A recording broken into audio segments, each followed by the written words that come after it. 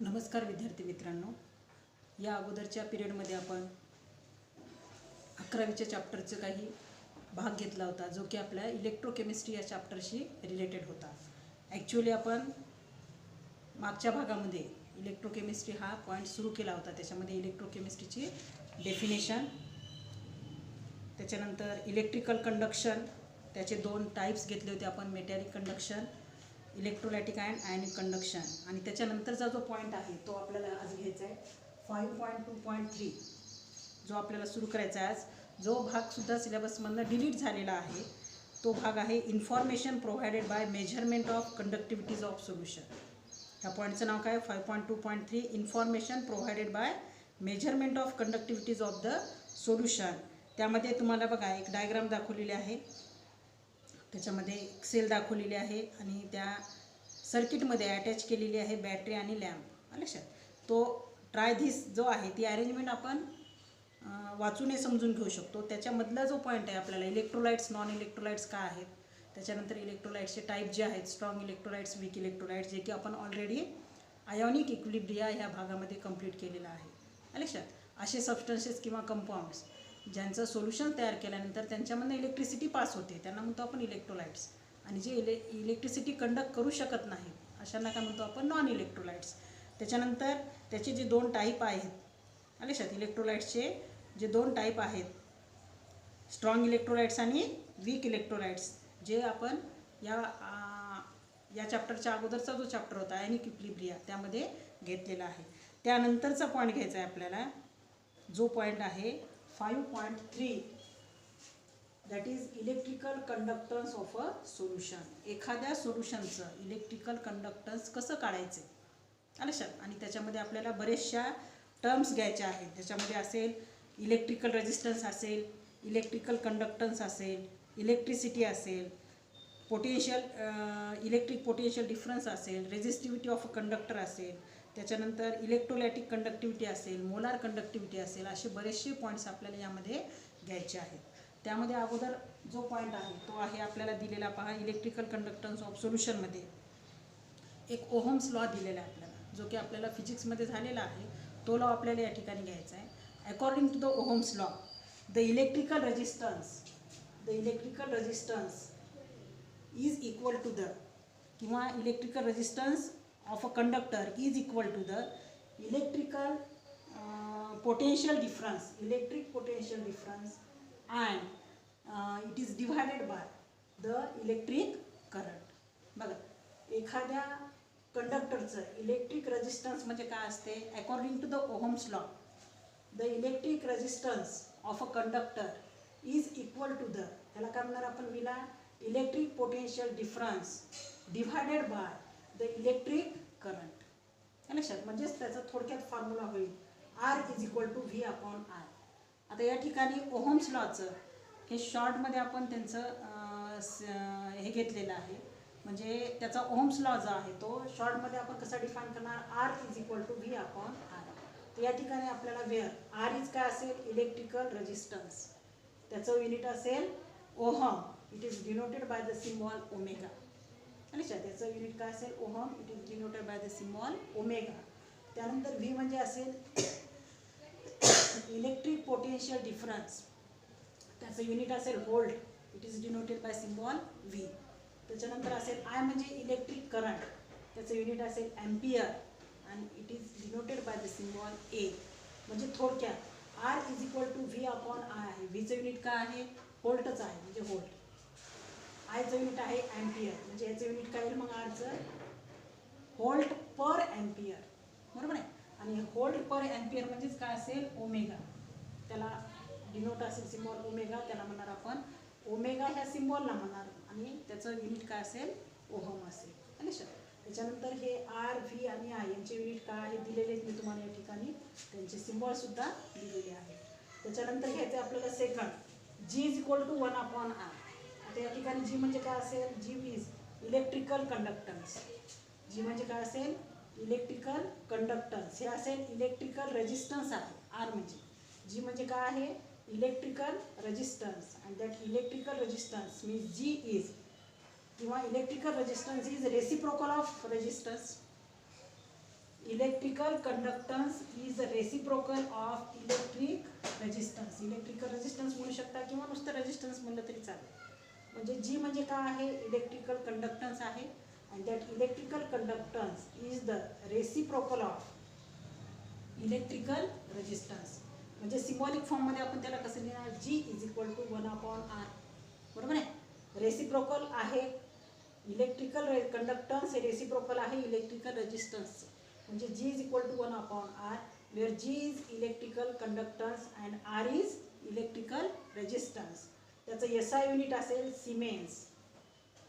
Electrical कंडक्टन्सचं SI unit जे म्हणतो आपण त्याला काय म्हणणार, सिमेन्स म्हणणार. It is denoted by the capital S symbol and that symbol is nothing but it is the per omega. कारण रेजिस्टन्सचं जर ओमेगा असेल, रेजिस्टन्सचं ओमेगा युनिट असेल आलं लक्षात, तर याचं काय येईल पर ओमेगा आलं लक्षात. त्याच्यानंतर S is equal to per omega म्हणजेच काय येईल, हे ॲम्पियर पर व्होल्ट 1/R आहे. 1/R म्हणजे काय येईल, आता ह्याच्या उलट होईल. G इज इक्वल टू काय होईल बघा, R is equal to V/I आहे. तर G is equal to 1/R आहे. 1/R म्हणजे काय होईल, G is equal to I/V. आरच्या रेसिप्रोकल आहे म्हणजे आरच्या रेसिप्रोकल R म्हणजे काय, V/I आहे. त्याच्या रेसिप्रोकल आहे म्हणजे G काय येईल I/V. I/V म्हणजे आयचं युनिट काय असेल ॲम्पियर आणि इलेक्ट्रिकल पोटेन्शियल डिफरन्सचं युनिट काय असेल व्होल्ट. म्हणजे या ठिकाणी सिमेन म्हणजे per ohm, per omega, per ohm म्हणा पर ओमेगा म्हणा, याचं युनिट काय मग ampere per volt. And this ampere per volt is equal to, याला काय म्हणणार आपण सीला, C is called coulomb. Coulomb per volt per second. हा S जो आहे, हा S जो आहे कॅपिटल S सिमेन्ससाठी असेल, हा S जे आहे तो सेकंदसाठी असेल. इथं काय असेल, हा S सेकंदसाठी. Time S means second, that is time. तर या ठिकाणी siemens that is per omega किंवा per ohm is equal to ampere per volt is equal to coulomb per volt per second, where C is काय असेल coulomb. अच्छा, तर हे मी तुम्हाला मुद्दामून लिहून दिलेलं आहे. हे लिहून घ्यायचं आणि लक्षात ठेवायचं कोणता युनिट कशासाठी आहे. R हा सिम्बॉल कशासाठी आहे, V कशासाठी आहे, I कशासाठी आहे, G कशासाठी आहे, S कशासाठी आहे, C कशासाठी आहे. C म्हणजे कुलोम आलं लक्षात. म्हणजे सिमेनलाच आपण इज इक्वल टू काय लिहू शकतो coulomb per volt per second. त्याच्यानंतर काय इकडे या साईडला घेतलेले, the unit of electricity related to current strength in ampere and time in second. जर आपल्याला इलेक्ट्रिसिटीचं युनिट घ्यायचं असेल आलं लक्षात, तर कशाशी रिलेटेड घ्यायचं आहे आपल्याला, करंट स्ट्रेंथ आणि टाईम यांच्या फॉर्ममध्ये जर घ्यायचं असेल, the unit of electricity in the form of current strength in ampere and time in second, तर ते युनिट काय येईल coulomb is equal to ampere second. काय युनिट सी म्हणजे कुलोम. इलेक्ट्रिसिटीचं युनिट काय आहे कुलोम. म्हणजे C is equal to ampere second. A म्हणजे ॲम्पियर, स्मॉल एस म्हणजे सेकंद. त्याच्यानंतर आहे the electrical resistance R of a conductor. एखाद्या कंडक्टरचं जे इलेक्ट्रिकल रेजिस्टन्स आहे ज्याला आपण R म्हणतो, that is the directly proportional to the length L and inversely proportional to the cross sectional area A. बघा, एखाद्या कंडक्टरचं इलेक्ट्रिकल रेजिस्टन्स जे आहे ज्याला आपण R ने डिनोट करतो, हे कशाशी डायरेक्टली प्रोपोर्शनल असते, लेंथशी. R is directly proportional to length and inversely proportional to the cross sectional area that is A. Therefore, in symbolic form, it can be written as R is proportional to L upon A. याचा meaning काय आहे, electrical resistance is directly proportional to length and inversely proportional to cross sectional area. जर आपल्याला proportionality constant काढून टाकायचं असेल तर या ठिकाणी आपण एक कॉन्स्टंट घेतले, R is equal to rho into L upon A. ह्याला काय म्हणणार, ह्या सिम्बॉल आपण रो अच्छा. R is equal to rho into L upon A. That is this is proportionality constant called as resistivity. त्याला काय म्हणणार आपण, रेजिस्टिव्हिटी ऑफ अ कंडक्टर. तर या ठिकाणी समजा काय येईल R into A upon L. फॉर्म्युल्यामध्ये तुम्ही कोणतेही चेंजेस करू शकता. रो इज इक्वल टू काय येईल मग, rho is equal to R into A upon L. समजा रेझिस्टिव्हिटीची किंमत काढायची तुम्हाला. Resistivity is equal to R into A. R into एला इकडे घेतले आपण divided by L. Where rho is proportionality constant called as resistivity of the conductor. याला काय म्हणणार आपण, कंडक्टरची रेझिस्टिव्हिटी. त्याची डेफिनेशन काय येईल, समजा आपण या ठिकाणी ए इक्वल टू दिले, मी खाली बघा इथे दिले, ए इक्वल टू 1 सेंटीमीटर आणि एल इक्वल टू 1 सेंटीमीटर आणि ए इक्वल टू 1 क्युबिक सेंटीमीटर जर घेतलं तर रो इज इक्वल टू काय येईल आर. युनिट लेंथ असेल आणि युनिट क्रॉस सेक्शनल एरिया असेल, युनिट म्हणजे 1, तर त्या ठिकाणी आपण त्याची डेफिनेशन काय करू शकतो मग, ज्या वेळेस या ठिकाणी आर इक्वल टू रो केव्हा येईल, जेव्हा एल आणि ए हे युनिट असतील लक्षात, तर त्यावेळेस त्याची डेफिनेशन काय मग, it is the resistance of a conductor. Rho म्हणजे काय असेल, रेझिस्टन्स. रो म्हणजे असेल रेझिस्टिव्हिटीची डेफिनेशन, रो म्हणजे असेल resistance of a conductor of unit length and unit cross sectional area. Resistance म्हणजेच रेझिस्टिव्हिटी असेल जेव्हा त्या कंडक्टरची लेंथ हे युनिट असेल आणि त्याचा क्रॉस सेक्शनल एरिया सुद्धा काय असेल, युनिट असेल.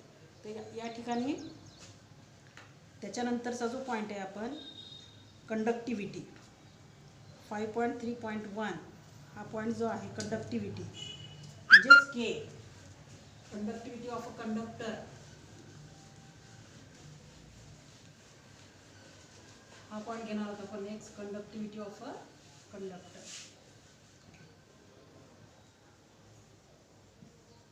Conductivity that is denoted by the symbol K.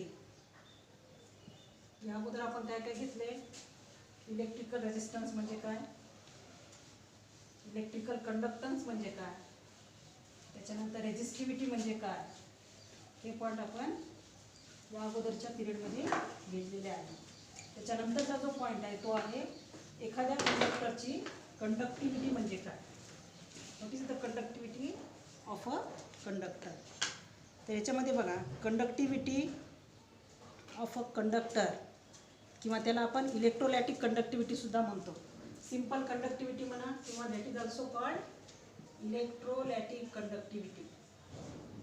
इलेक्ट्रोलॅटिक conductivity.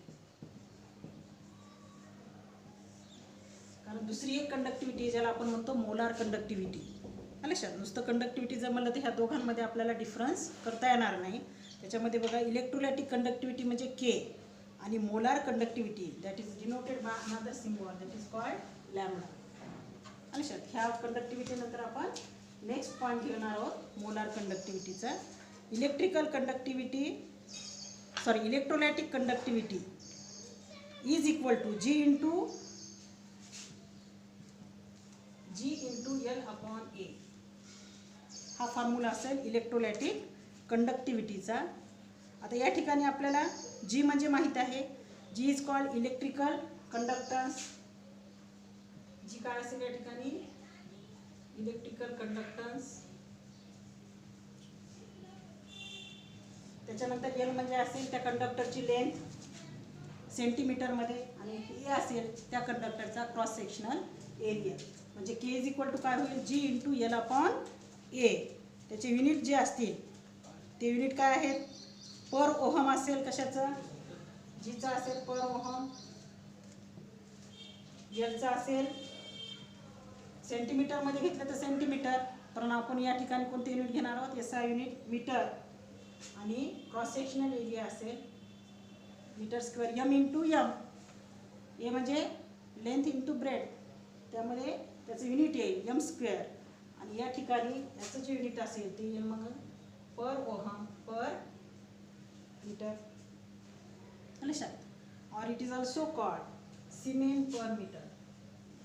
Per ohm म्हणजे काय आहे, यस सिमेन म्हणतो आपण याला, siemens per metre. That is the unit of electrolytic conductivity. Formula काय त्याचा, K is equal to G into L upon A, where G is electrical conductance, L is the length of that conductor, A is cross sectional area of that conductor.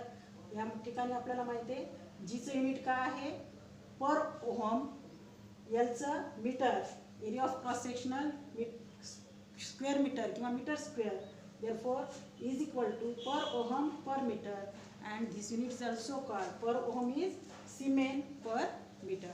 That is the unit of electrolytic conductivity. त्याच्यानंतर आहे electrolytic conductivity. याच्यामध्ये आणखीन एक formula दिलेला आहे बघा. त्याच्यात K is equal to G into L upon A is equal to, या ठिकाणी K is equal to G into L upon A is equal to G into, sorry Gला आपण काय लिहू शकतो 1 अपॉन R घेतले ना आपण. 1 अपॉन R कसं लिहिणार, कारण electrical conductance is the reciprocal of electrical resistance, बरोबर आहे. Electrical conductance is the reciprocal of electrical resistance, therefore G can be written as 1 upon R into L upon A. तर हा सुद्धा फॉर्म्युला तुम्ही काढू शकता. त्याच्यानंतर equation number rho is R is equal to rho into L upon A. समजा हे equation first घेतलं आपण आणि हे इक्वेशन सेकंड घेतलं, बरोबर आहे.